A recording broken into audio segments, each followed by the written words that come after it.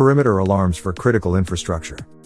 Critical infrastructure requires the installation of security solutions inside and outside the facility perimeter. The main objective behind these types of protection is to detect an intrusion at its earliest stage possible so that it can be dealt with appropriately without disrupting or compromising any other part vital for essential operations.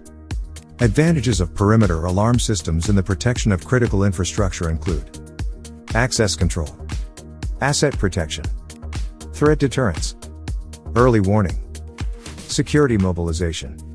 Perimeter alarm systems are essential to the protection of the following critical infrastructure sector: chemical, commercial facilities, communications, critical manufacturing, dams, defense industrial base, emergency services, energy, financial services, food and agriculture, government facilities, healthcare and public health, information technology, nuclear reactors, materials, and waste, transportation systems, water and wastewater systems,